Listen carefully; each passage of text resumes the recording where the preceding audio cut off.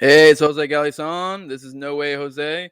You can find me on the No Way Jose YouTube channel. You can also find me on every major podcatcher and on Odyssey as well. Today, my guests are Magnus Panvidia, Patrick Mcfarlane, and Will Bell. Just so y'all know, this should be live up on my YouTube and Twitter. Right now, I have it going public because it's a special occasion. It's Thanksgiving, so I figured I'd hook y'all up. I'll probably do this occasionally. Do like two streams that aren't behind the paywall.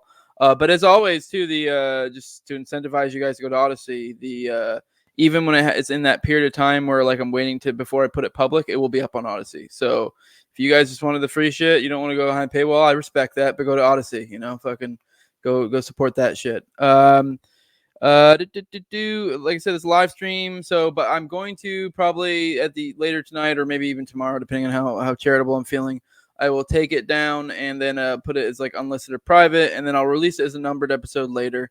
So my patrons, normally I do my live streams for patrons only. So if you want that, it's patreon.com, just No Way Jose 2020. The lowest level's $2.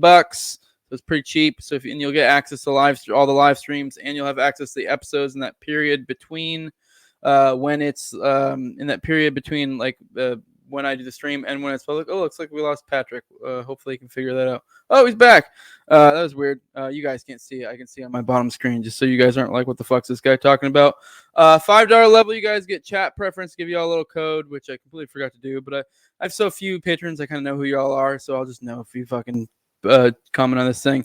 The $20 level is for sponsors, and I'll name y'all off for every episode. So I have CD McRae is sponsor of the Whiskey and Tea podcast, Jermaine Vincent, Adam, then at Big Boghorn of the No Time to Explain podcast, and I have a new premium sponsor at Space Cat 2K. Today the topic is Dune. We'll be talking about that. I just checked that out recently, the book and the movie, and I fucking loved it, and I wanted to talk about it. As always, go check out TopLobsta at toplobsta.com. Use Jose at checkout for 10% off. All right, fuck it. Enough of this shit. Let's get these guys in here. Boom, boom, boom. What's up, guys? What's up? What to do? All right, I want y'all to go one by one and intro to yourself for the audience, and then also I kind of wanted to, while you're doing that, have you guys say what Dune meant to you, like kind of like because remember his stories differently. I'll give mine before I send it off to y'all. So kind of like when you read it, what it meant personally to you, kind of deal. It's a quick little synopsis like that. So for me, I never read Dune until like recently. My boss came into work. He was like, "Shit, I just watched a movie, Dune. It was fucking awesome." And I was like, I always kind of known sort of Dune, and I've always been a bit of a nerd. So I've read like Lord of the Rings and like just shit like that. Like I was a huge Lord of the Rings nerd. So I was that kind of guy, and I knew Dune was like that. That's like whole other world type thing, but I never got into it. And then the movie came out, and I was like, you know what? The movie sounds as good. I'll check it out. I did the audiobook just to be upfront with everyone. I mean, whatever. The audiobook was really good for those that are interested. But yeah, so I did the audiobook before I watched the movie, though, because I knew I was going to do the movie.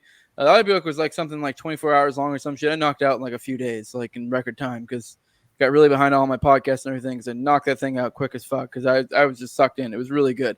Like for me, being like a politics nerd, this was like it. Like this hits on so many themes that our kind really touch on, and then it's like it really didn't surprise me at all when I found out how many people in this community were huge Dune fans, because it really hits on all the shit that we really like: political philosophy, just human, like how humans behave, just all that shit. Has a little bit of Uncle Ted in there, a little bit of Hoppianism, a little bit of Anne Prim, a little bit of fucking everything. It's wild. But yeah, that's kind of where it was at for me. Let's go ahead and pass it off to y'all. Just give your intro of who you are, and then kind of go into your experience with the book. I will say too, for those, I've only watched the movie and I've only read the book, the first book, because I know there's like something like 5, I think, or some shit. So and it gets wild. I have gone on YouTube rabbit trails before, and so I kind of know where some of this shit leads to. So I kind of, but I don't know in depth. So like, yeah. So and I do kind of know where it's going. I know they do kind of pull a little bit of bait and switch. Paul isn't exactly the good guy you think he is in a certain sense. We find that out later. But yeah, I'll go ahead and let you start off, Will, and then we'll do Pat, and then we'll do Magnus. Yeah, I'm basically like you. I always kind of grew up knowing what Dune was. Saw the David Lynch movie as a child, and it always kind of scared me away from reading the books because it was so damn weird. The voice guns and stuff. Have either of y'all watched the David Lynch? The weirding way voice guns, so funny. Yeah. Everything in that movie that made me not want to read Dune or whatever. Like I used to make fun of it, like it was lame. But then the Denis Villeneuve, whoever, the new movie, I love the guy. I just can't pronounce people's names. But when his movie was in production, I took a deep dive, did the audio book just like you, Jose, and man, I crushed all 6 of them, like just one after the other. I couldn't stop. It wasn't like it was like sometimes challenging to get through a little bit of the headiness of it, but it just kept drawing me back in. Rewatched the David Lynch movie, kind of loved it now, knowing that there was a better one on the horizon. Even went down that documentary that Jodorowsky's Dune. Y'all ever check that out? It's great. It's one of the best documentaries, and it's about the dude that originally tried to make the Dune movie before Lynch, and it all fell apart. Went fucking crazy or something. Yeah. It's great. It's a great documentary and all that shit. I just kind of fully consumed myself in it. Hadn't checked out any of his son's books, so I hear mixed stuff about that. Yeah. Pat. Yeah, well, hey, what's up? Thanks for having me on again, Jose. It's been too long. And Patrick Mcfarlane, I am one of the podcasts at the Libertarian Institute. I'm a practicing attorney. I've been doing my show, Liberty Weekly, for like 4 or 5 years now. And I do a lot of I've been trying to get into deep dive documentary stuff like James Corbett and stuff like that. So that's on the horizon. Done a few of those. But I've been into Dune since I was like 12 or 13 years old. The first time I went out west hunting with my parents, my first time hunting, and we were at the airport, and I remember trying to get something to read, and I bought Dune, which is like, as a 12-year-old, not something that you would think would happen. So I was telling you guys that I remember when I first installed Steam on my computer, I needed a screen name, and this was in like 2006, and my screen name was Cry's Knife. So I'm like, I don't know. I like to say I'm OG, but I read Dune back in the day, and then I never read any of the sequels. And I'm like halfway through Dune Messiah right now, but I'm so goddamn busy. So it's hard to get through. But yeah, it's really hard to, in the early Dune movies, I'm sure it was hard to adapt it to film because there's just so much to get into. And I'm sure we'll talk about this, but the new movie, I have some quibbles with it, and it's hard to, say everything that happens in the movie. So everything that happens in the book, in the movie, rather. So, but I'll leave it there. I'm sure we'll get into more stuff. Yeah, there's a whole ton to get into. You could probably do multiple episodes on this, but on just the one book.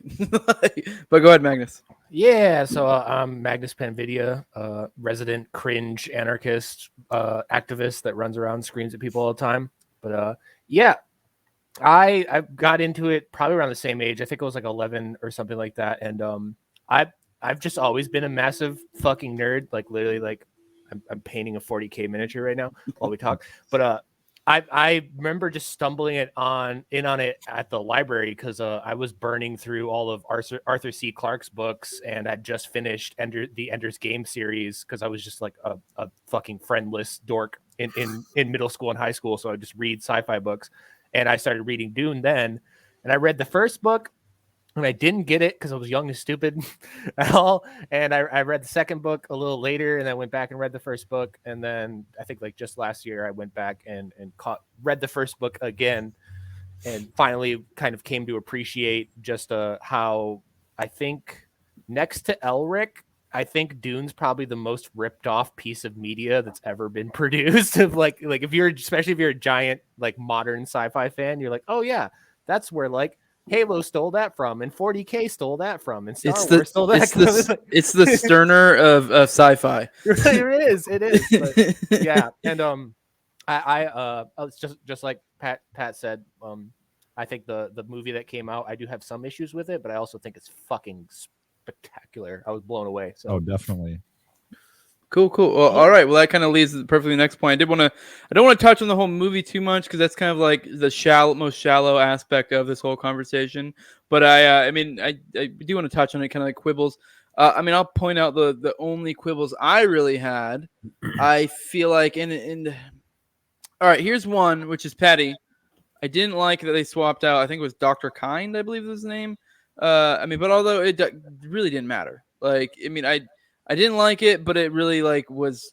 I also didn't fucking care. Like when the video they swapped, it was a dude they swapped out for a chick. But anyone who's read the book knows that the only purpose of that entire character was to kind of show them a little bit of kindness.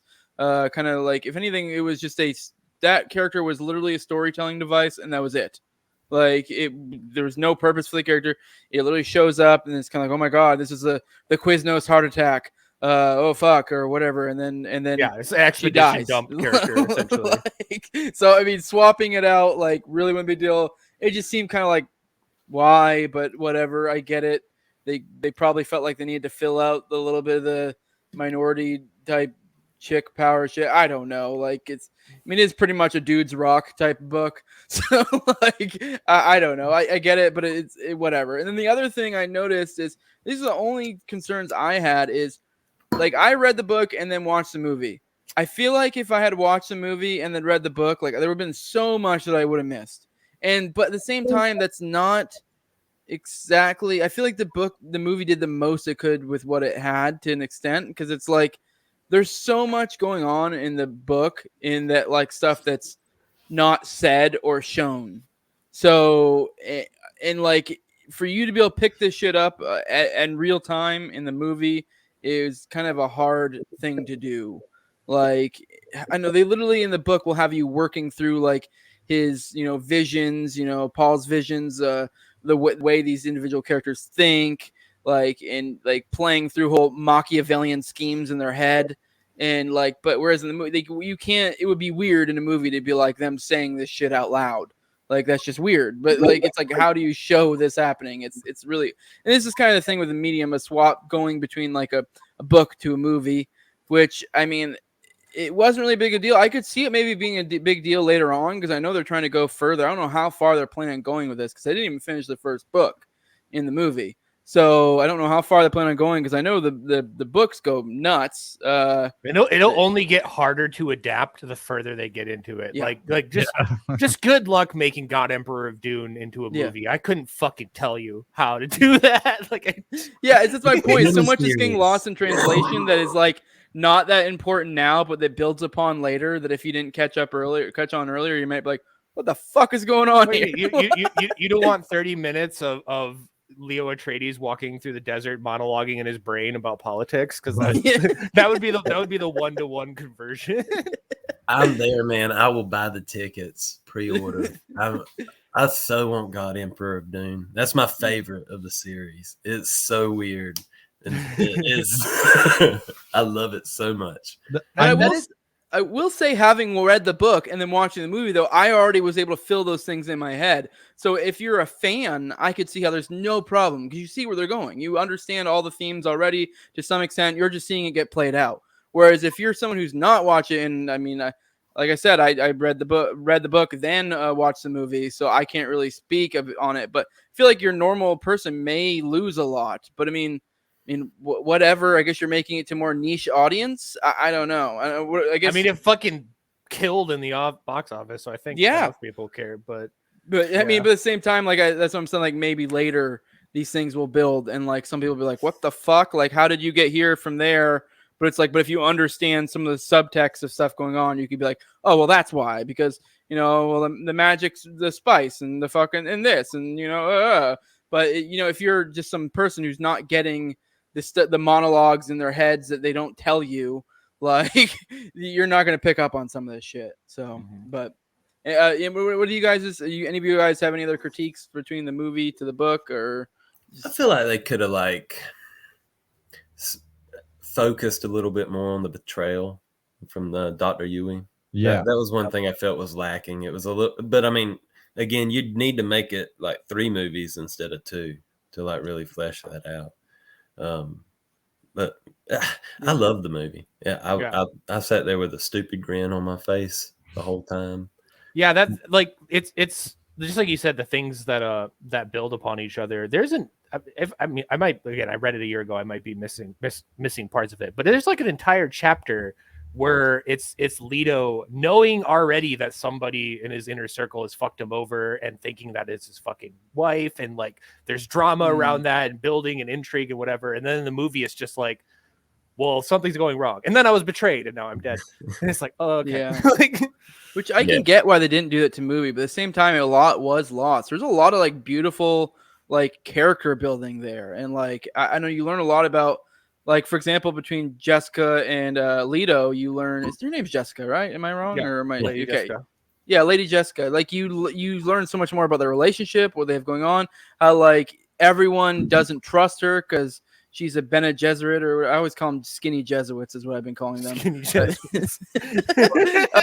I can't remember the Skinny Jesuits. That's what I heard.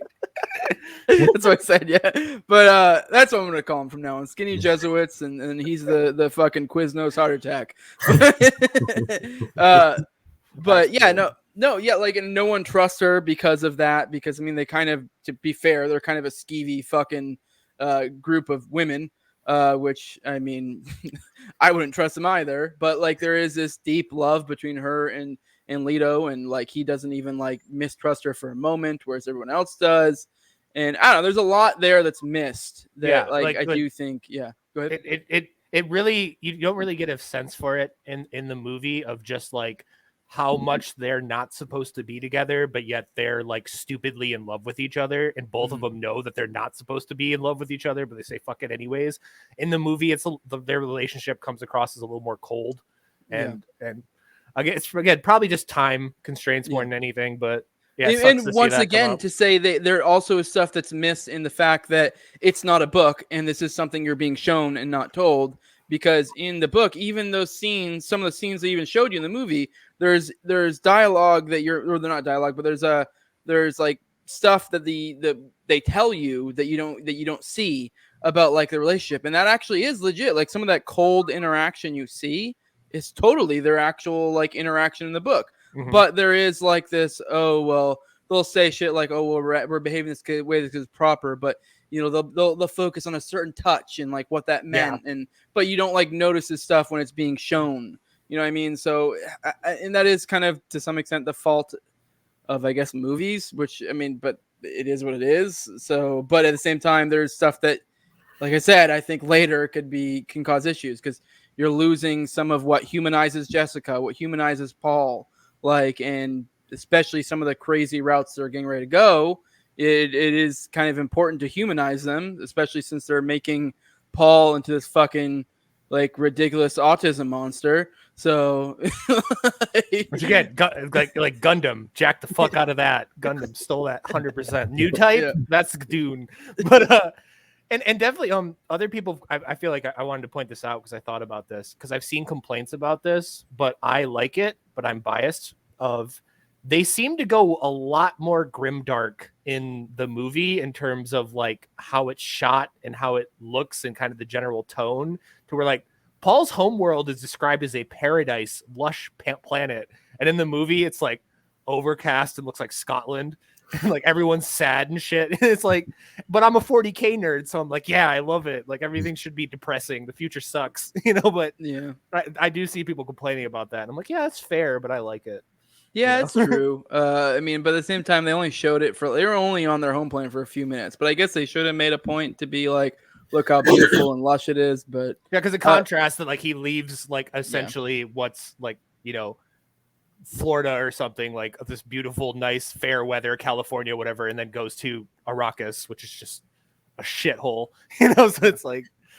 All right, Patrick, what do you got for critiques? You got any other critiques? Did we already hit all the ones you got? Or no. Well, the other thing I didn't like is how they made Lady Jessica into like this weeping, like weak-willed woman, and like she's supposed to be a Bene Gesserit. She's supposed to be someone who has so much control over her fucking body that she can decide what gender her child will be.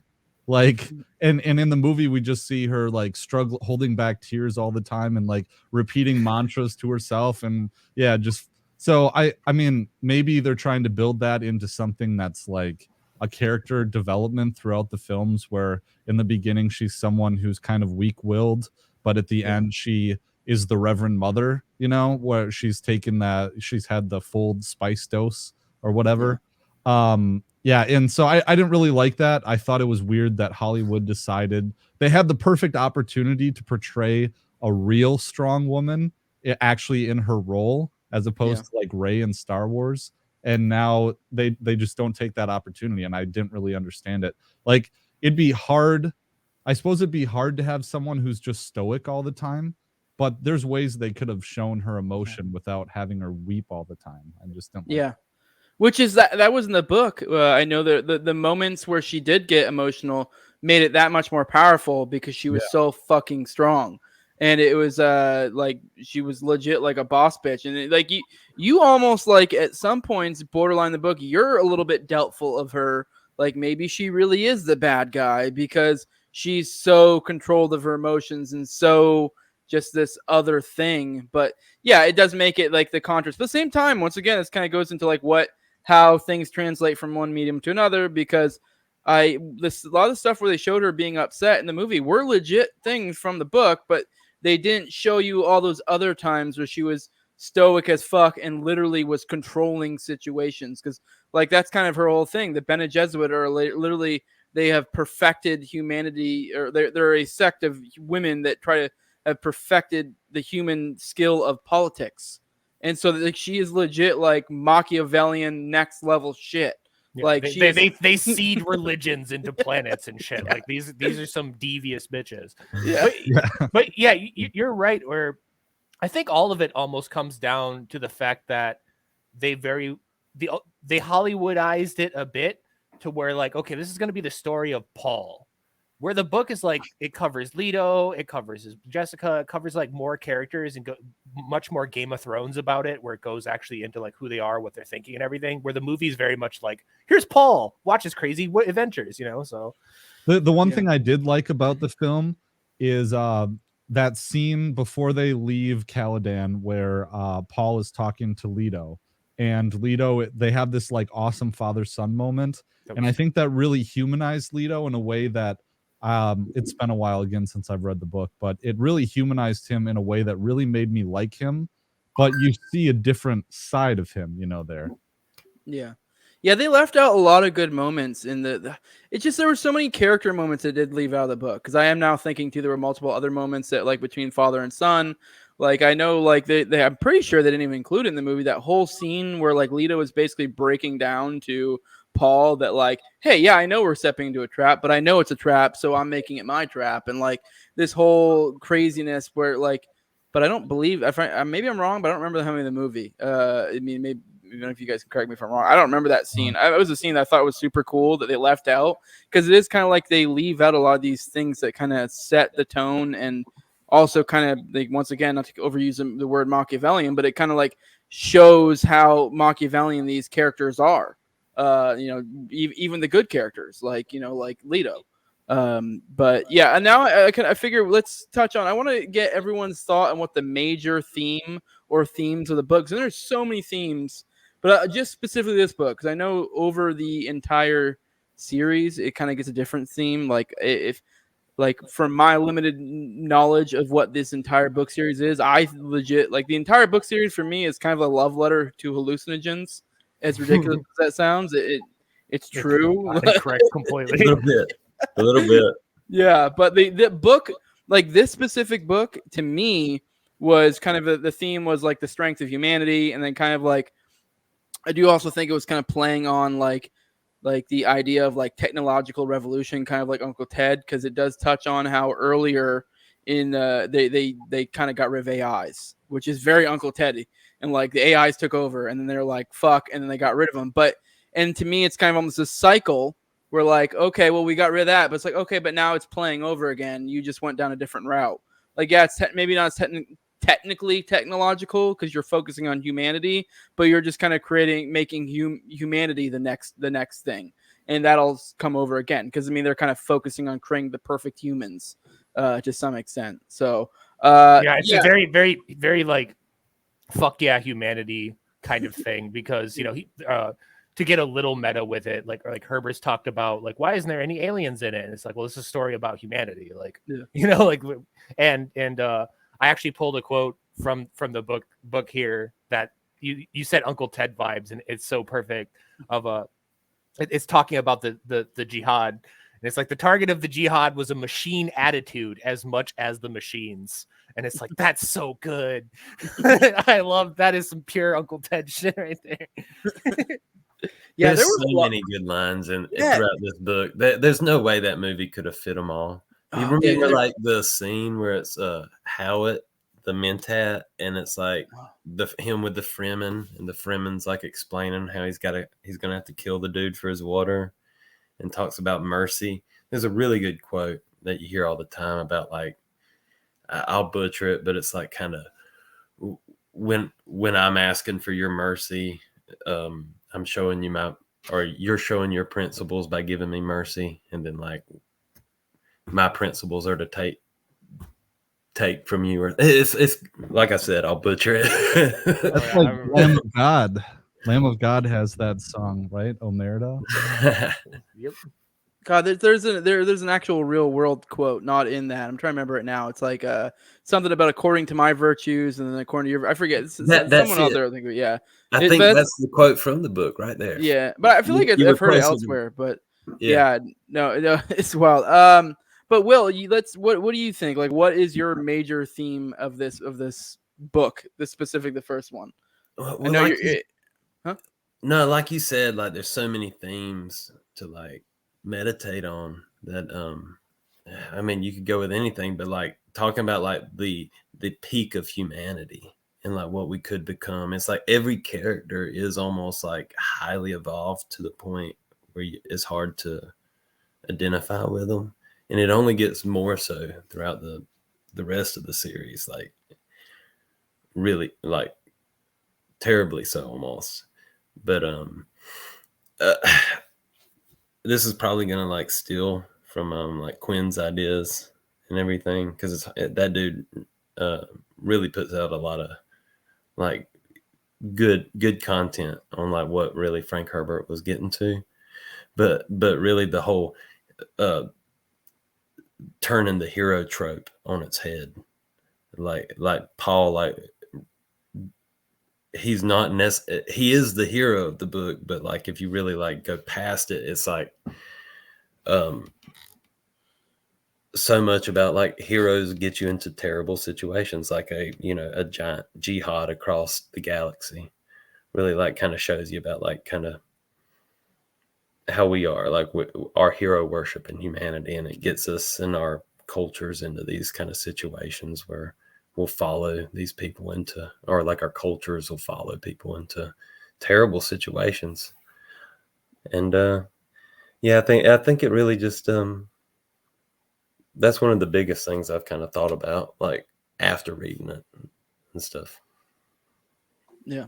Pat, what you got? Well, I kind of I'm an English major, so certain things come to mind, but I was thinking of like the power of fate and our hubris in trying to rebel against fate. So some of the things that came to mind was like Macbeth specifically and Oedipus. Two totally different stories, but I don't know how familiar you guys are with them. But Macbeth has the vision, and there's like the prediction from the three witches at the beginning, and he has this Machiavellian plot to take over a part of Scotland, and he has the vision, and he's like, oh well, that will never come true, and I'll do all these things to prevent it. But towards the end of the play, all the vision comes true, and the prediction comes true, and he dies because of it, and everything like unravels. And I think that Paul has that same thing, is that he and I'm kind of looking forward too, but he has this idea that he can control fate, that he sees fate, but that he can control it, that he'll walk the path, but somehow he will do something to stop this global jihad, or in a way he'll be able to minimize it or something like that. and I think it's really his hubris in the end. And Oedipus is kind of the same thing, where there's this, I think it's a Greek warrior, and there's this prediction from an oracle that he'll end up like killing or having sex with his mom. And wait, no spoilers for the later books, all right? But in Oedipus that happens, so basically, there's the vision from the oracle, and he ends up, screwing and killing his mom, and then he rips his own eyes out. So it's pretty awesome and brutal. But as for the end of wait, spoilers for the end of the Dune book, can I drop that? Oh no, I don't care. That's fine. I was just joking because you said Oedipus. I was like, he fucks his mom. Oh yeah. Whoa, bro. Fucking 7,000-year-old spoilers, bro. Not really. Well, no, you can spoil whatever. It's fine. Oh, well, I just mean, so the end of the Dune book, and I guess the end of the movie too, just reminded me of Hamlet, because at the end there's this big knife duel fight thing. So I'm sure that Frank Herbert had those things in mind, at least maybe subconsciously when he was writing it. Oh, real quick, I want to point out for the listeners that, like, I guess maybe some of the people listening probably do know, but this is one thing you miss that I don't think they gave you in the movie, but that you get in the book. The reason why they're knife fighting is because the way their shields are is because you have to like slowly cut through. Because the shields, because it makes sense if you think about how a shield that covers your entire body would work. If you want to use it in a normal everyday situation, like you can't have it shielding everything. So like it would make sense if you're moving slow, but like something like a bullet that's like a quick projectile, like anything moving at a certain speed, it'll stop. Like that's how it reacts to things that moving quickly. So that's why knife fights are required. And that's also part of what they even describe in the fight at the end with the one Fremen, like one of the reasons why like it's kind of like almost like he's toying with him. For one, it's like he didn't want to kill him, and two, he only knew how to fight with shields, so he kind of was throwing him off because he would like slow down before he would like go at the end, and like that's why he never really got the kill shot. So that's the media transfer kind of thing that's lost that made me the most sad watching that, is because that scene in the book, you have the inner monologue of both of them, of Paul being like, what the fuck is going on? I've only fought against like, people with shields that fight like I do, but also his opponent being like, why is Paul acting super fucking weird? Because it's two polar opposite fighting styles that have never will have, probably clashed against each other, but not in this way. And both opponents are confused. It's just little details like that are so good. One thing in that scene too, that was in the book that the movie really lost, was Paul cries when he kills Jonas, and that's like, to the Fremen, that's like, this dude really cares. Like, oh my god, he's wasting his water over this. I don't know, it's a really cool point, but they make a big point of the water, which is kind of a cool, which sounds dumb, but then like when you read it in the book, and then especially once again they go into like more like inner monologues and stuff, it is weird how they make such a thing out of water. Like, but it's like, I don't know, it's interesting how they go about it. But desert planet life. But I don't know if you already answered this. I don't know what your thoughts are, Magnus, on like major themes of the book, and then we'll start going to like smaller themes because there's so much to touch on. So yeah, definitely just like the dangers of the great man. That's very much like Ubermensch. Definitely just breaking down the hero trope, and the fact that even what I love about it is, even if the hero is aware that the hero trope is bad, it's still gonna play out that way. Like people will murder for great men, even if great men don't want them to. And there's a lot of that in the books, and also just like you said, the sheer supremacy of humanity and the fear of technology overcoming that. There's definitely elements of that I like a lot in there, but also just it's funny too that the woke crowd kind of went against this movie, because it really nails all of the stuff the woke crowd really cares about, but does it in a not preachy, propagandist, annoying way.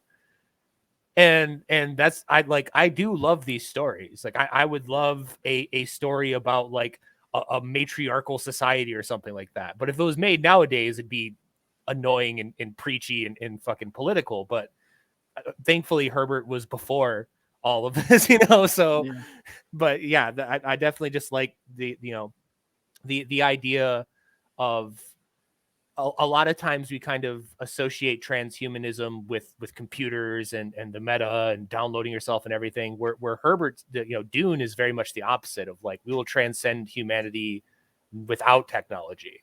When it talks about like the Harkonnens and like the Fremen are practically different species, but they're human. So like, I just like those little details, and they go into it in the book of describing like, they never, even when one race will have pointed ears and fish eyes and shit like that, they're still human. And the book kind of focuses and nails on that. And I like those little details. Yeah, no, that's cool. Drywall O says, beer and turkey make me sleepy. Silly thing to say, but you gave me $20, so whatever. I'm a capitalist through and through.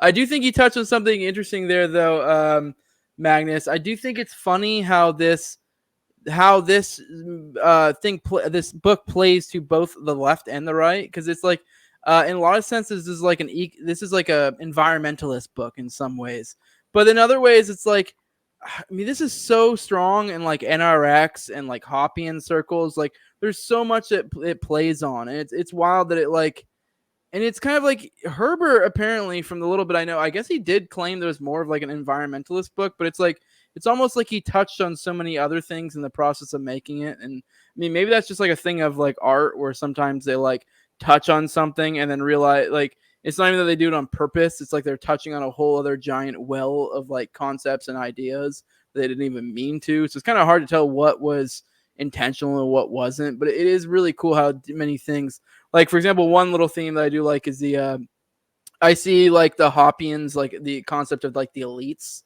and you see that with like the proper elites, because like that's one concept within Hoppianism, is that like, or that we have natural elites, and the government kind of perverts the natural elitism, like in whether it be someone in your community who's just naturally outstanding person, a good businessman, whatever, and people kind of naturally follow him or whatever. Whereas the government fucks it up and it kind of creates shitty elites. I mean, it's insanely easy to see nowadays, with the elites that we have. But in an anarchy, in a free society, we would still have elites, but they would be impressive elites because they would only be able to get to those positions through meritocracy, essentially.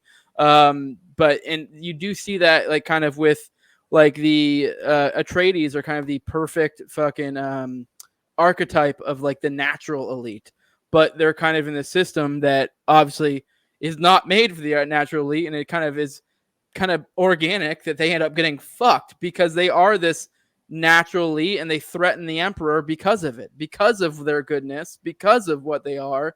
Like the emperor and the Harkonnens are like, fuck these guys. Like we got to get rid of them because they're a threat. And I do think there's something to that. I don't know if anyone else has something to throw in there. Hoppian would have a lot to say on this, but Yeah, I mean, Leto is definitely like the archetypical perfect king, really. Like he wants to help his people. Even though he's essentially like an imperialist scumbag coming to steal the indigenous people's resources, he feels like it comes across in a lot of places. He genuinely feels bad about it, and he like wants to like help these people as much as possible and work with them as much as possible. But he's also smart, and there's a little bit of what would be the word?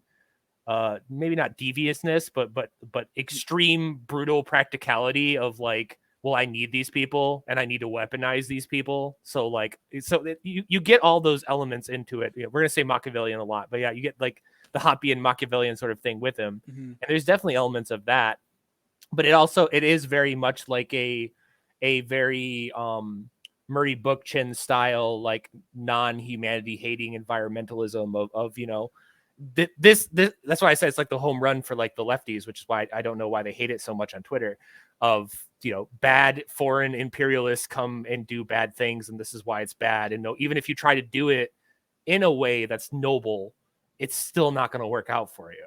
And Paul being like the next example of that, of he's apparently this messiah that's going to make everything better, and it ends up actually doing a lot of bad shit.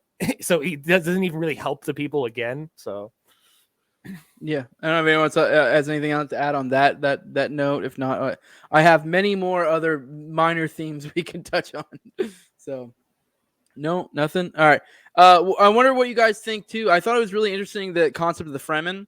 because it really is like an-prim / almost like kind of the agorist concept. This is something I've been saying for a while. A lot of us anarchist types, like we want anarchy, but it's like I do think there is to some extent we need to realize that you'll have to be more self-sufficient. So I mean, I'm not necessarily saying that we need to be full on an-prim. I'm not saying we need to be the Fremen, but it does say something that like these type cultures end up being sort of more anarchist or more free or whatever you want to call it, because like I mean, I guess you could make a case it's not necessarily an anarchy, but it kind of is. But yeah, I mean, anything else if anyone wants to touch on that at all?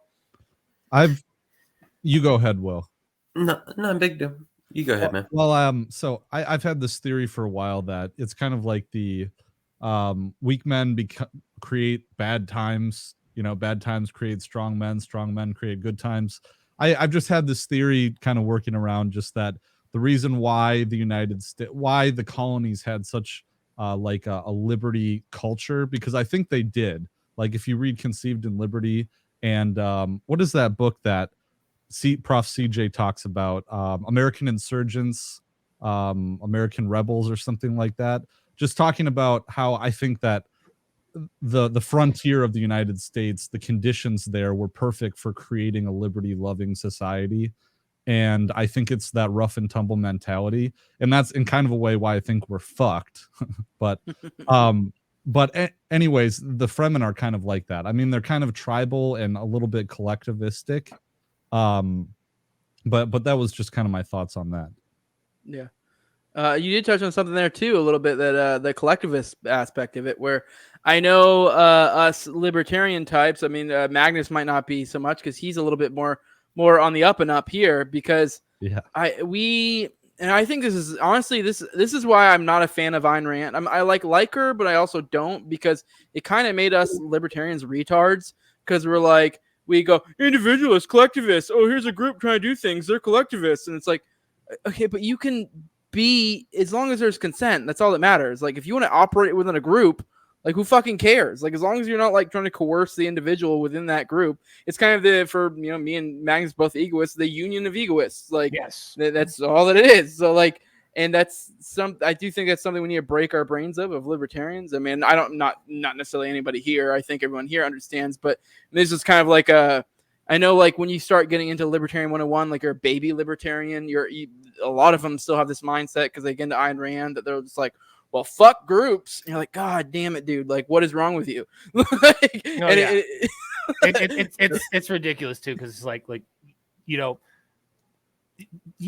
a lot of situations are going to demand, like especially if you're talking about in any kind of primitive society or in a very harsh and dangerous society, you can't do it alone. Now that doesn't mean you have to force collectivize or whatever, or go fucking full anarcho-communist about it or whatever. But you're absolutely right. There's this kind of sort of twisting of it of thinking that every single person can be that one guy that goes and lives 300 miles out in the middle of nowhere in Alaska by himself. Like he is an anomaly. You cannot have a society like that. Or society is a dirty word because society is a spook. But you can't. Humans are not going to operate like that. So it makes sense that they are the Fremen very much are kind of this, like in a moment of desperation, people coming together. But there is also like mild libertarian stuff, because you get a lot of sense that at any point you can fuck off and just go, and do whatever you want. But good luck. Their collectivism is like out of necessity and stuff, and they really like they come together and stuff to like battle nature, and then like they're colonizers and such, and then like not to keep like bringing it out of the first Dune book, but you see like the Fremen people, like as they become more comfortable and they become the colonizers, they lose their sense of community and start to splinter off, and there's definitely like really cool politics that go into like what was formerly like a one tribe unit. It definitely becomes more like an organized religion and a government of sorts, and just they lose their purity and stuff. Yeah, no, I do kind of sort of know where the later books go, and I do think you did touch on an interesting point there. that, and this is, I think people need to start looking more on how incentives work, because people always think like, say, with any government, anything, I'm trying not to go like, because I mean, most people know I'm not a big fan of like political involvement in general, but like this is because my thing is like, you can take something like even like the LP or whatever, and like people will be like, well, this, people individually can do good things. And I'm like, I don't disagree, but the problem is whenever you have to look at incentives and how things work, and how is this likely going to work? And even then, on an individual level, people don't even realize it, but they kind of sort of over time act their incentives and find ways to rationalize it. But especially within a group, because you can have an intelligent human being that is able to recognize, like, be rational and not just go by incentives. But if you're looking at groups, they almost certainly go by incentives. So you have to think how that works. And that's kind of the point with the weak men or strong men type thing. And that's kind of like why the whole big issue with government is, because when a society gets too prosperous, they become lazy, and they let these bad actors take control, and they don't really fight back. And it's kind of this, essentially, with, it's, I guess in a sense, almost anarchy is fighting human nature to some extent, because it's essentially, it's almost like, to be able to have a functional anarchism, you need communities that are to some extent self-sufficient, or individuals are sort of self-sufficient and willing to get their hands dirty, but people don't like that. And it's almost, I don't know, Voltaire de Cleyre talked a lot in a lot of her shit, and it's kind of like, you need to bring back the original American spirit to make that happen, which it is kind of like you're fighting against shit. But I guess I'm kind of droning on there. I don't know if you guys have anything to riff off that, but yeah, if not, I do think the one thing that I really found interesting about this, the way Dune is how they handle, I put religion, science, myth, magic, because they're kind of all one thing, the way that they do it in Dune. Like for example, with the Bene Gesserit, they're fucking like, yes, there is like an element of magic, but it's also like trickery, and it's also like it's almost like a science. For example, like, I don't know, some of the shit that Paul does is, if anything, they almost insinuate it's like something that humans touch into. Like at the very beginning of the book, it's like that whole test, like, are you a human or are you an animal? And that's kind of what they're touching into, that almost that like humans, I mean, you could almost like make a case that this would be like, make sense as like some sort of prelude to like Star Wars, like Dune, because it's almost like they're touching into like the Force. And that's kind of almost what, what this thing is that Paul and the Bene Gesserit and some other entities touch into a little bit, this like other thing that humans, like being extra human, touch into.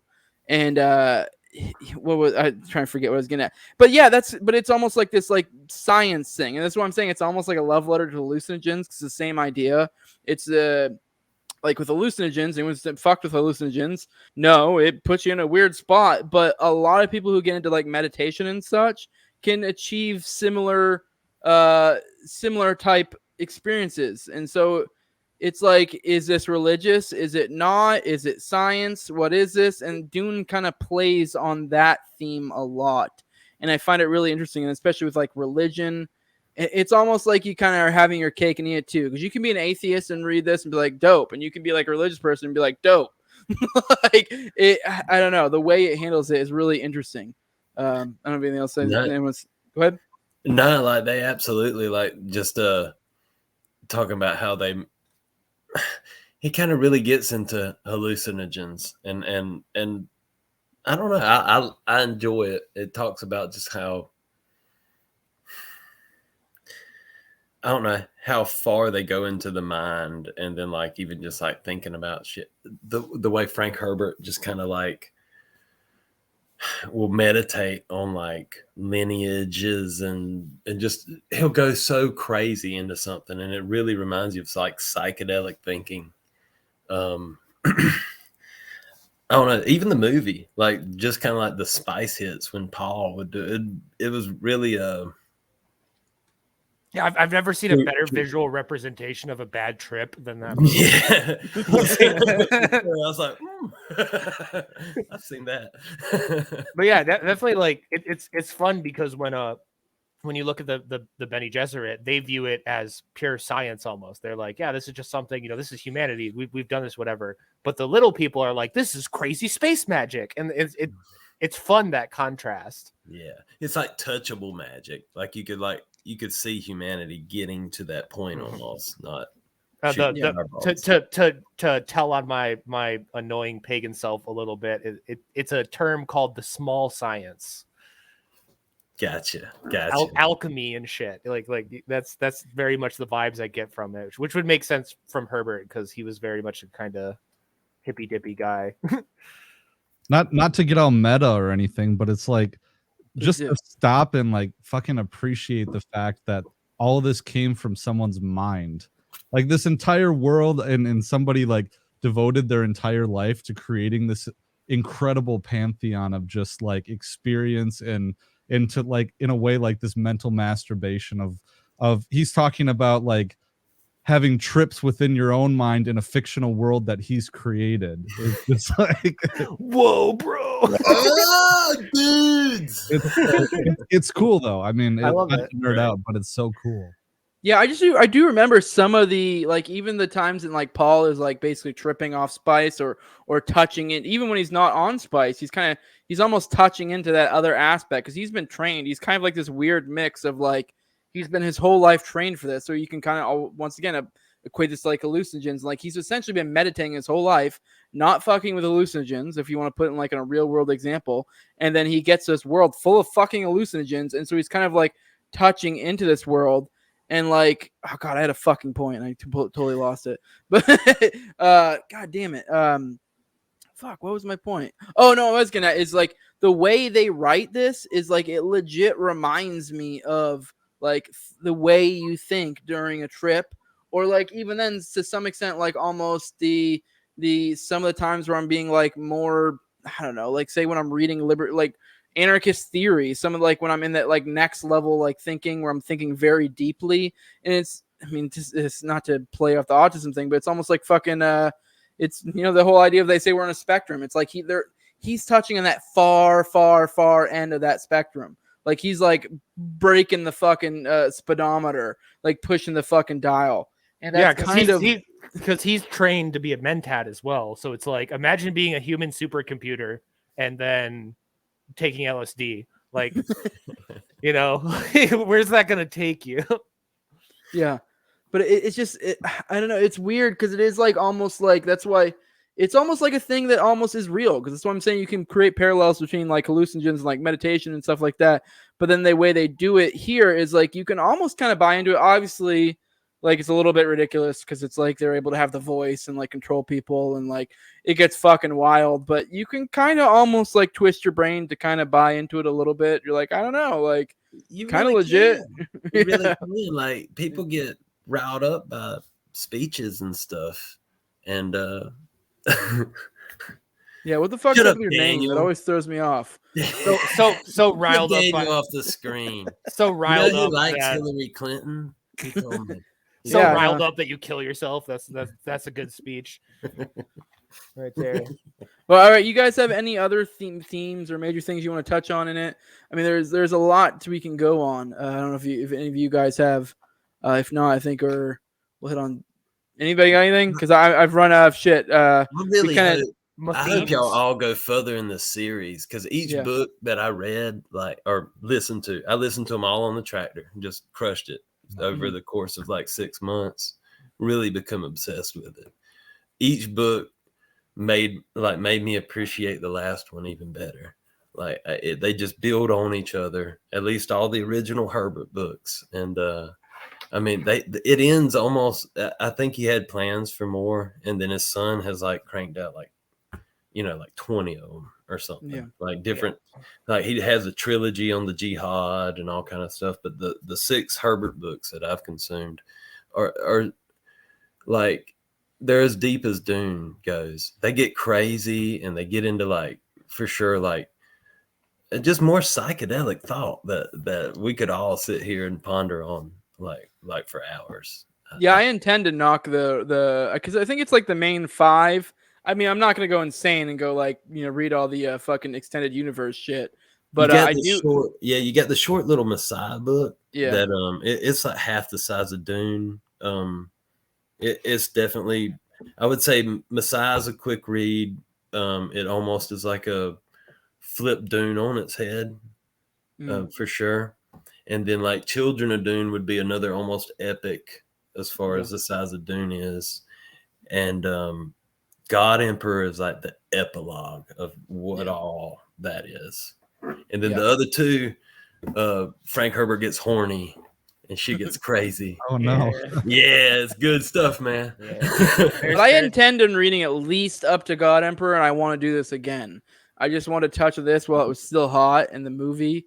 But I do want to eventually read at least up to God Emperor, because I believe God Emperor is the 4th. But I know from what I've understood, then there's another one after that. Those are like the main ones. But a lot of people are kind of like, hey, you don't really need to read the 5th. I may or may not. I don't know. It'll depend. See how I feel once I read God Emperor. God Emperor is a good stopping point. But the other two after God Emperor complement each other. You don't need them, but like they're like almost an epilogue to God Emperor for sure. Well, yeah. But anyone else? You look like you're about to say something, Magnus. Oh no, I was just about to shit post and be like, read all of them, and then read all of Ender's Game of the entire series, and then just go into an Arthur C. Clarke fucking wormhole and read all of Arthur C. Clarke's shit, which will take your entire life, and then die. So like that's what I recommend. Yeah, Ender's Game's another one. Ender's one of my favorite of all time. I'm really sad that the movie fucking sucked. Massive cock. Did it? I liked the movie, but I mean, I also never read any of the other shit. So I hate, as a book person, I'm just like, no, I get that. But I did get what they were getting at in the movie, and I was like, I like this. This is like my type of shit. Like, you know, peak autism. Because like me and you being egoists, we know like it's like it is like essentially a utilitarian worldview, and that's a lot of what Ender's Game is. Yeah, it's very, very much. And I don't know. I just have this sci-fi kink of the idea of time dilation not going away, because all sci-fi is like you go into hyperspace and then you come back and times continue normally, to where like Ender's Game is like, oh, I went to the other place and I came back and now my sister's 70 years old. This is fucking horrifying. You know, it's like I love playing with those concepts and shit. So yeah. Hey, have you guys read The Wheel of Time? I don't know if someone asked, so you gave me money. It's only fair. No, nothing. No. Okay, cool. Well, all right. I think unless you guys have anything else, I think we're at a good spot. I'm surprised we covered this so quickly. I thought this was gonna be like a 2-hour episode, but oh, was that Wheel of Time? Wheel of Did they Time. make an Amazon thing of that or some shit, Magnus? Or what? you didn't hear me? Didn't they just make like an Amazon show? Yeah, they made an Amazon one. I'm so afraid to watch it. Yeah, it looks like trash. I have no idea what the book is about. I just looked at that and I was like, oh, that looks like some sort of cheap imitation bullshit. But it feels like they went like they did the opposite of Dune, to where Dune is like, hey, here's this kind of like fits perfectly into the modern conception of woke story, but we're just gonna tell it and not interject anymore and just leave it alone. And Dune's fine, to where it seems like Wheel of Time is like, hey, this is already like pretty feminist. Let's just grab the fucking feminist knot, just crank it. And I'm like, I don't know if I want it. I don't know if I want another one of my childhood to die. It's the same thing with the Amazon Lord of the Rings show that's coming out soon. Oof. Don't want anything yeah, to do they with were. Weren't they talking about how they were going to like increase diversity? Where I'm like, why? Like, I don't need a black dwarf. I don't care.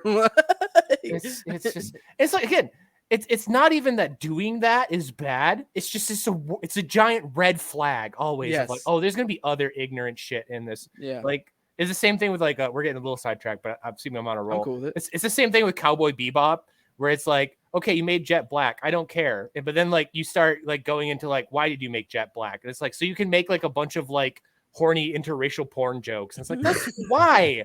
Like, I don't understand the thought process. They really make it hard to be like a liberal these days. Like not allowed. A liberal, in the classical sense or whatever, to be very Dave Rubin about it. But yeah, that is true. It is a red flag. That's why when I saw Dr. Kine in Dune, I immediately was like, my eyebrows kind of went up. Like, but they saved it. They didn't fuck around. They didn't fuck around. That last scene where you think she was gonna like get on the worm.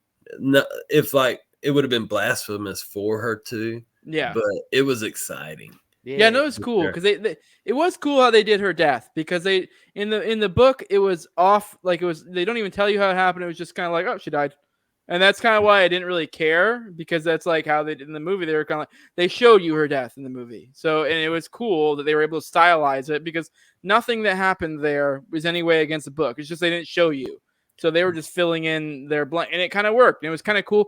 And it was their sort of way to allude towards, because like, say like she put down that thumper thing or whatever, and they never explained that, but like, and I know this is gonna be a thing later, so they're kind of setting down the seeds to be able to kind of like make it so people understand it later. Because those are the things they tell you in exposition in the book, but like you don't get it spelled out for you in the movie. Yeah, I almost feel like they kind of screwed up that reveal, because like the Atreides and everything like have no idea these crazy fucking people are out in the desert like riding the sandworms. That's true. Yeah. And so like. They're like, oh, thumpers, it attracts them. So your first thought goes like, oh, well, so they can like put diversions or whatever. And then like her scene is perfect because it's kind of building up to it of like, oh, why she's attracting the sandworms? Why does she have these things in her hands? And then they cut it. And it's like, okay, that's perfect. That's all you should have shown, because that would be enough to be like, oh, there's something going on. But then you have the last, like a guy riding it. Yeah, the last scene is Paul just walks over a hill and there's just somebody in the distance riding. Hey, by the way, we do this. That's such a cool reveal in the book, and it's like, God damn it. Yeah, dude, the end of the book where they take over the fucking capital or whatever the fuck, it was like wild. Giant worms. The second Dune movie is gonna be so metal. They got like Paul riding the thing, even though like they ruined it kind of, but it's still gonna be metal. And then like that whole, it's a paragraph in the book, but it can be a fucking hour in the movie. I guess sandworms coming into the city, blowing up the shield wall, all that shit. I guess that would be the like. You see me, we're probably getting closer to the end of this. Oh, we're good. Keep going. We see me, I'm a big fucking art nerd. How did y'all feel about how the sandworms looked in that? Because there's been more Dune art of the sandworms than probably like any like single fictional creature ever, and they're always depicted very, very, very differently. And there's parts I loved about it, about like just almost mimicking the eye in both ends, and but I almost kind of like the lynch worms a little bit better. Yeah, I don't know. Flat and lame in my opinion. I don't know the lynch worms, but at the same time, like I do. I mean, I don't have like years and years of like expectation of what these should look like, or I only read the book and then fucking like and then watched that, and that's my extent. But even then, it still was like I don't feel like that's what they were supposed to look like. That wasn't what I envisioned. At the same time, it didn't bother me. I was fine with it. It was good. It was good enough. I don't know if you guys feel the same. No, it was cool. Like swallowing the spice miner and stuff. It was really cool shots. One thing somebody pointed out though that I thought was super cool is sand. When you put a certain level of frequency through it, it turns essentially into water. There's actually like a scientific term for it, but like there's videos of people like hooking up like a wave generator to a sandbox and then turning it on, and people like you'll literally like you're in a pool will just go into the sand, and they nailed that visually perfectly in the movie with the worm moving through, and you see the water was not Freudian slip. You see the sand just essentially turn liquid on around this thing, and that's super cool. But in terms of how they looked, like I was like, okay, it's a giant butthole. Like, it's kind of whatever. Like, like I've seen crazy art of like, oh, the reason why they hate the shield so much is because they have like currents and whatever, and there's crazy art with like electricity coming off of them, and all these wild designs that people have drawn over the last decades. And this one, it's like, well, it's a worm with a butthole for a face. It's like, damn it. I think they could have went cooler with it, but it's the minorest of complaints. It's not like a nerd crying over it. I was like, I'm with you a little bit on that. There was this video game that if you ever played like Tiberian Sun or Command and you're talking about the original Dune RTSs? Yeah, dude, we're on the same level here. Yeah, man. So I didn't play the first one, but I have the second one, and I still have all my CDs of it.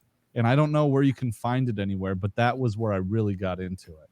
And that like the cut scenes in that were incredible. Yeah, that's the original Dune RTSs are legendary. Which that's the only, besides they had another RTS come out recently that was like Dune Battle for Arrakis or whatever, and that was like meh.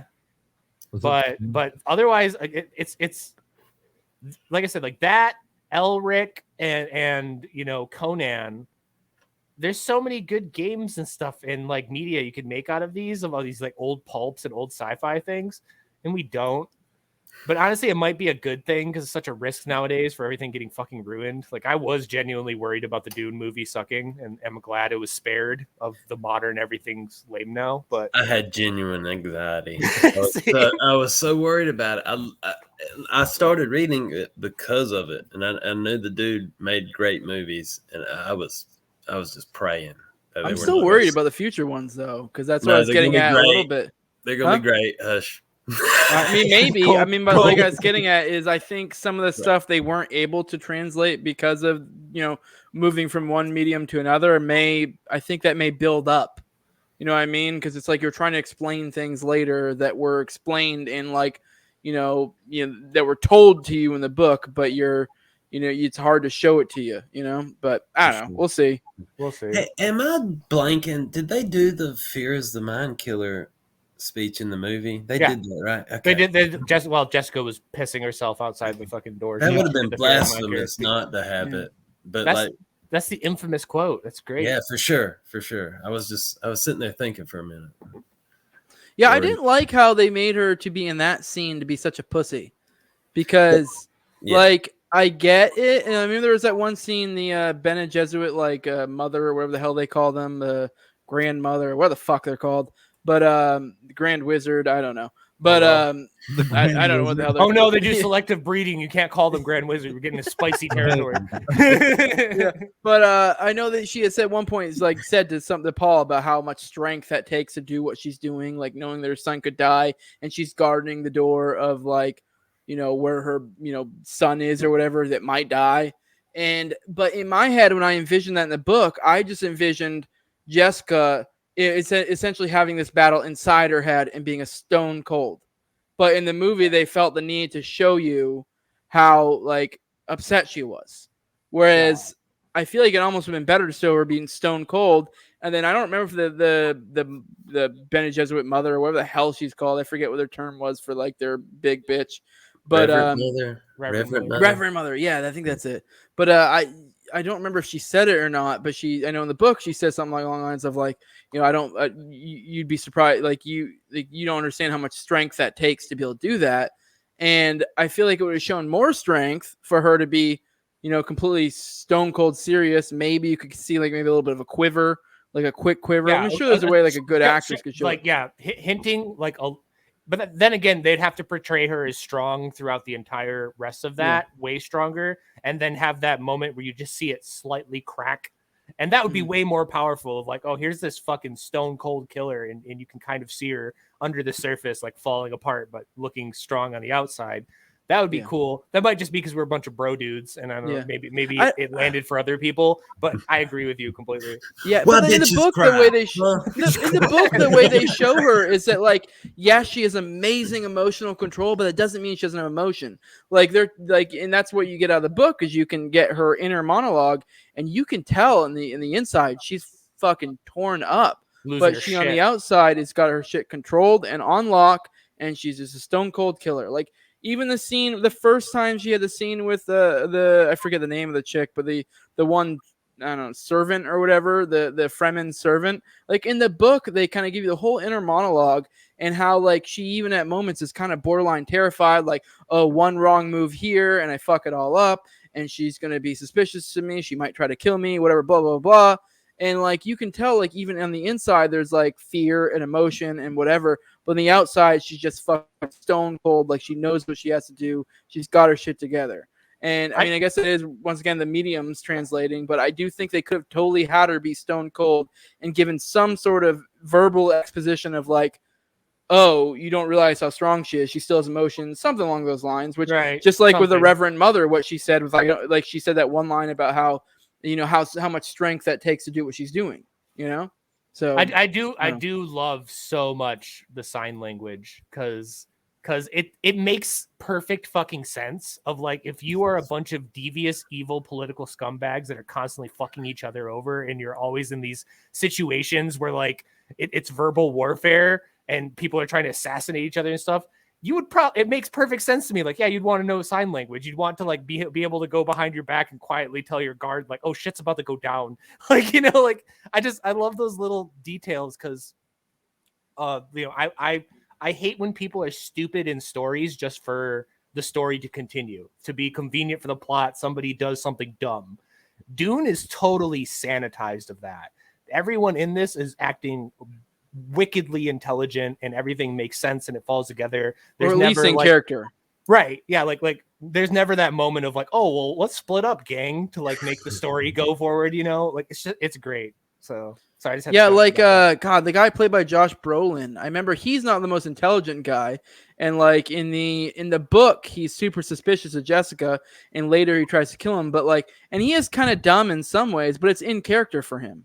Like it makes sense. Like they're very good at keeping their characters in character in the Dune universe. Yeah, like he's head of security. His whole thing is to not fucking trust anybody. He is the war master. So like.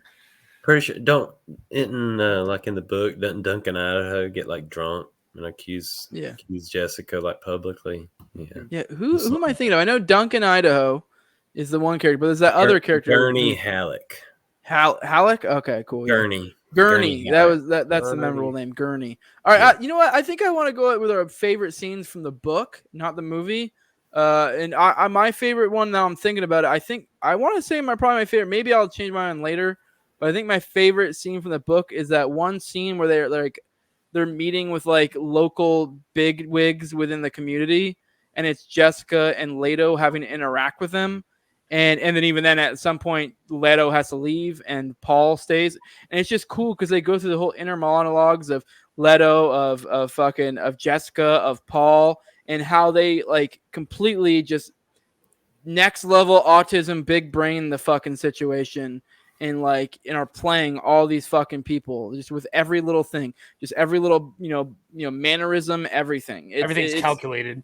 Yes, it's such a great fucking scene and shows what these characters are. It's amazing. And I'll have you guys. I want to get your best scene, and then we'll do plugs and get out of here. I'll be quick with mine just because I already talked about it. But definitely the final knife fight scene with Paul of just. I love the ideas. Like I said, I love things where I think about that and I'm like, yeah, that makes sense. To where, you have these instances in history that we never had an opportunity to see, but we've made entire shows about of like, ancient warriors and stuff. Like, what would happen if you took a samurai and a Native American together? Like, they probably be like, what the fuck is this guy doing? Like they'd be so confused looking at each other. And then you blow that out to extreme where it's like, oh, I'm literally on the other side of the galaxy. I have an entire different technological, cultural mannerisms, everything of how I conduct myself. And now I am clashing with someone else who's polar opposite.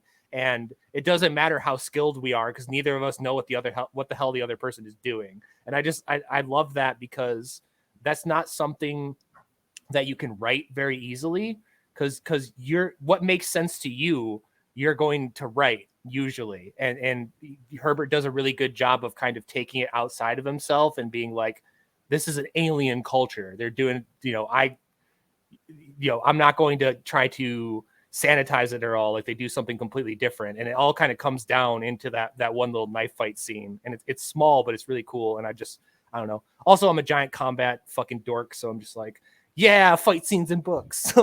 Yeah, I really can't stress enough how much is lost in translation from written to seen, because so much of what's great about Dune is like the inner monologues when things are happening, and you are able to see how like everything is calculated. And that was actually one I was listening to some other review to kind of get ready for this, and they were actually saying that for a lot of people to read it, that's one of their biggest downfalls in some senses, because especially I guess it would make sense for like a woman critique, is not to be sexist, but they make the characters unsympathetic because almost every one of the characters isn't really being emotional. I mean, there is emotion there, but it is very like, and maybe that's why it appeals to our crowd so much, but it's like next level autism. Like everything is like, breaking down like, well, if this, then this. And like, just completely like looking at everything from a utilitarian perspective. And it's just wild. But for me, I love it. I'm like, oh, that's great.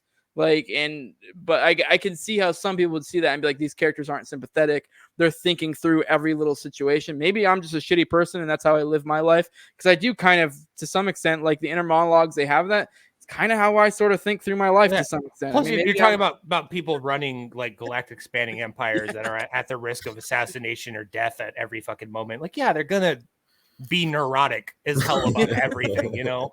Yeah. But you're right, and I agree with that, which is why I like Arthur C. Clarke, and it's very not normie friendly, because it's like, hey, do you want, or another example is R.L. Salvatore, who does the D&D books. Like, you want 2-page spread describing the thought process of a person in a 15-minute fight, knife fight, like every single thought and motion carefully written down and explained. I'm like, yes, give me that.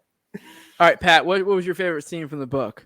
So I don't remember exactly when it was, but it was when Paul was just kind of, I don't know if it was his first spice hit, but where he really starts to see time in the way that it's explained is, he's like going in these crests and valleys, like walking over hills, and sometimes he crests and he can see more things. But going off my comment earlier was the whole interplay between fate and hubris, and trying to control what your fate is, knowing what your fate should be potentially, but trying to mess with that timeline. And I think that that scene where he's contemplating, like he sees the jihad unfolding and he thinks that, I could go further down the path. And I don't know if that takes place during the knife fight necessarily. It's been a while, but because there's elements in that, because his ego with time starts because he saw that he was supposed to die in that knife fight, well, in one of the futures, but he didn't. So that's like kind of where the seed gets planted of like, oh, maybe I can avoid this horrible future that he ends up not avoiding at all. Right. Yeah. And I don't know. I'm in my own life, I like to believe that things happen for a reason, and maybe that's naive of me. But in this, it seems like you can have a long debate about whether or not there is a predestined fate, that everything's supposed to unfold one way. And you see that with like the Bene Gesserit, who have been planning for thousands of years for the Quizno's heart attack. Quizno's heart attack. Thank you for ruining Dune for me forever, Jose. Go fuck yourself. I'm never gonna be able to unhear that now. I can't even think of what the real word is now. Quizrat. Yeah, there we go. Right. So fucking hard to say. Yeah. But they've been plotting for thousands of years, and then everything just kind of unfolds the way it's gonna fucking unfold, and that's just the way it is. Yeah, I do really like how he describes like his little trips, and it is almost like, to me, it is like, not to keep saying like autism and shit like it, but it is like, it's almost like this next level big brain time where it's like, it's almost his perception of time and reality and like, possible timelines is just like, it's the accumulation of information and possibilities. And that's why it's not even necessarily that it's like he is actually seeing the future. It is could be just his mentat, skills popping in of like, you are just such a next level computer and sucking in so many information that you're able to just fucking, make educated guesses of where this goes. And that's kind of why, like, say with him dying, it was kind of like, oh, well, that's one possibility. And, the better he gets at this, the more clear the future becomes. That's kind of why it is like, I do love how Dune just blurs the line of what's magic, what's science, what's, because it is like, I don't know. This could be some magic bullshit, or this could just be that he's goddamn fucking supercomputer, and like he's just able to, they do touch on that a little. Yeah, they do touch on that a little bit in the books, and I do like it, of kind of the idea of like left brain versus right brain sort of thing, because Paul is fucking around with very nebulous, spiritual, like you cannot quantify kind of things, but then he's also kind of quantifying them. Yeah. So like they play in around with that, and it's fun. All right, Will, what was your favorite scene from the book? Well, there's so many, but the one that I always, or like have been going back to and pondering on, is the Gom Jabbar scene. Mm-hmm. That how it just like talking about like how to get your hand out of the trap of like thinking about it and like what separates human from animal. And like, I don't know. I just love that scene. Love the whole fucking thought process behind it. It sets really the kinda tone like, so well. oh, so well. And it's something I've sat there and like just kind of like in the real world thought about how I address situations myself. It's the opening scene of the fucking book. It's so good. Yeah, it's so good. I mean, and I could sit there and go through the whole damn book. I loved it so much.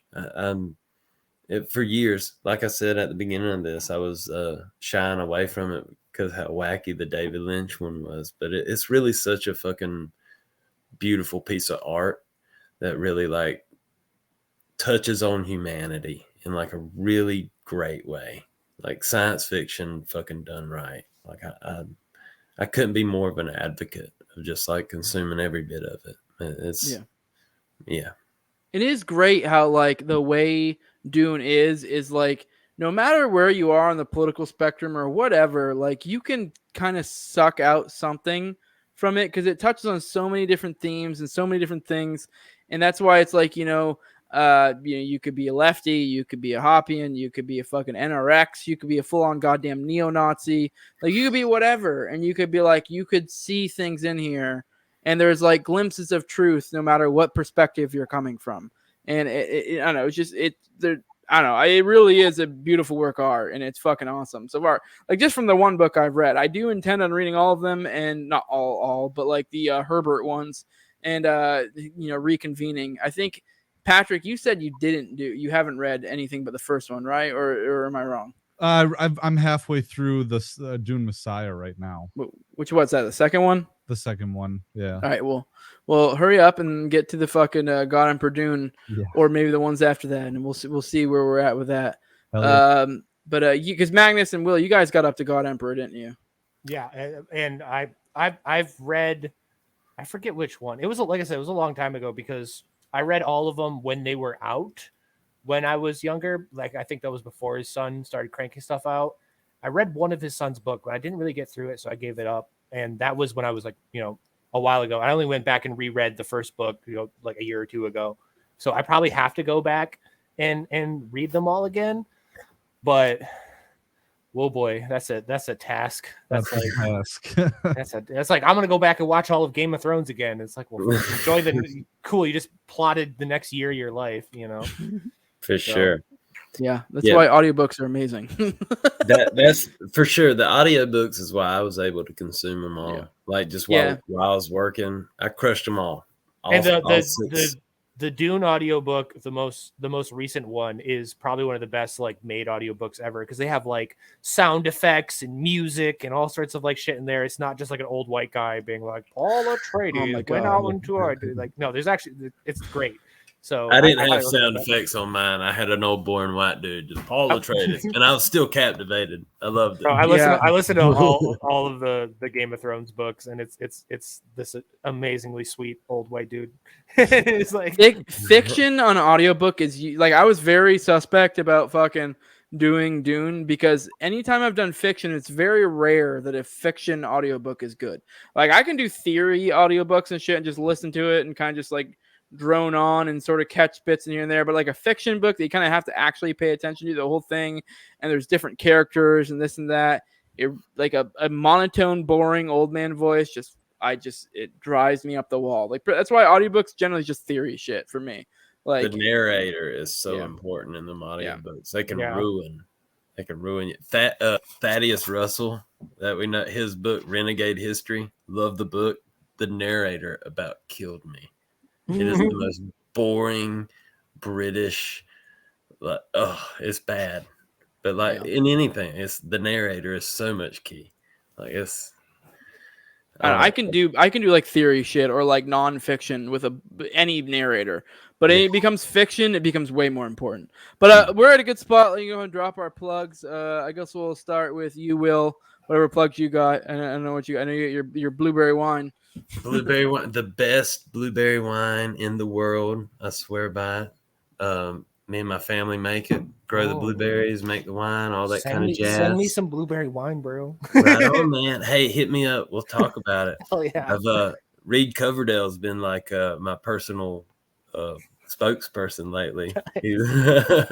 But yeah, it's we're moving it out throughout Georgia. Just got our distributor, kind of pumping it up, trying to really push it, and then we can ship to about 37 different states. So if anybody's interested, check out rabbiteyewine.com. We're on different social medias, and no shows for me. I'm just here for the lulz and shit posting and all that kind of shit. You send me free alcohol, I'll plug that shit all day. I'll do it in every episode. You know? Hit me up. Yeah. Patrick, what you got? Yeah, what's up? So I do the Liberty Weekly podcast. I'm featured on the Libertarian Institute, libertarianinstitute.org. And my podcast, I do like kind of deep dive stuff. And I'm working on a documentary right now about the Manhattan Project, except there's a secret group of scientists who injected people with plutonium for no reason except to see what happened. And so I'm doing like a docu-series on that. The first episode should be coming out in a couple weeks. So I'm just trying to plug that. It's really messed up.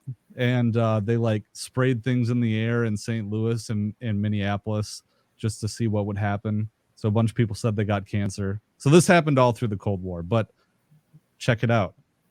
Oh yeah, you want some good libertarian fertile grounds of talking about how fucking horrifying the government is, the Cold War and the nuclear program. Oh hell yeah! For that, I always bring up the CIA program where they gave a dolphin LSD and had a woman fuck it to try to gain psychic power. Like there's so much like that. That's good. I have to check that out. That made me think of the scene from The Men Who Stared at Goats where they just like shot a puppy in the face or whatever the fuck it was. That's a great movie that everyone should check out. The Men Who Stare at Goats. And surprisingly, a lot of that stuff is like legit shit where they like, I guess the government was going into like PSYOP type stuff. Amazing movie. I thought it's fucking hilarious too. But Magnus, what are your plugs? Yeah, so I'm just Panvidya Magnus on Twitter. I make anarchy art and sell like posters and flags and phone cases and shit like that. You can find that at conspira-t.com/shop. I'm working on a shirt right now, and I just released another one like just a couple days ago. That's super cool. And then I have a series of all the famous anarchists that I'm doing on there, where I just have like a quote from them, and then it's all vaporwave and cool looking. So that's what I do. Otherwise, I just I travel around the country and yell at law enforcement and federal agents. So. Yeah, you're not doing your show anymore, or no? That's on indefinite hiatus, just because like my life's fucking wild right now. So, gotcha, dude. All right, with that, this is the No Way Jose show. I'm on YouTube. I'm on all the major audio podcatchers. I'm on Odyssey as well. Definitely go to Odyssey. Like I said, I like money, so patreon.com/No Way Jose 2020. But if you don't want to pay money, go to Odyssey, and then you pretty much don't have to. Pretty much most of the perks there, you just go there. You will get like this right here. Like I said, it's an anomaly. I did a live stream today. Normally this is behind a paywall. So if you want that, give me $2 a month or fucking go to Odyssey. I highly suggest going to Odyssey. I mean, I'm not even saying give me $2 a month. I mean, I like that, but go to Odyssey. I want more people on Odyssey because one of these days we're gonna get fucked. That's one thing I learned from Facebook is they will get you eventually. So we're all likely to get fucked very soon. Yes. So just wait until the next election. I doubt any of us will survive. Is anybody on their original Twitter account or anything? No. Are you? You might be, Patrick. But you don't use Twitter that whole lot, do you? Well, I had a Liberty Weekly Twitter, but then I quit the show for a little while and I deleted it. I had like 4,000 or 5,000 subs, but yeah, I'm back. Never gotten a suspension or no. I think you're not too naughty, huh? I think it means I'm controlled opposition. I don't know. Fed. Yeah. No, the rule is if you're still on Facebook now, you're a federal agent. That's why Reed Coverdale is definitely sus. So, everyone here has fucking Fed accusations, except for me, who was an actual Fed at one point. Funny how that works. Who's accusing me? Is this Will Bellboy? Come on, man. I almost brought up on the screen they were making fun of your name because it's 3 letters, so it's like every fucking like agency. But yeah, I'm also at 2020 No Way Jose is my Twitter if you want to go in there. I do have fun on Twitter. But yeah, please go follow me there. I did like what we were saying. Like we were saying, not like Pat's the only one here that's on his actual that hasn't been nuked. I got nuked not too long ago. To be fair, I said retard 3 times in the same tweet. So I mean, I was kind of it was to be expected. But whatever. I mean, it wasn't in malice. I was just messing with one of my buddies. It was literally like, but whatever. That's good enough to get you. But yeah, like, share, subscribe, comment, all that good shit. With that, we are out. Appreciate you guys coming. Boom. Done. Deuces. I'm going back to bed.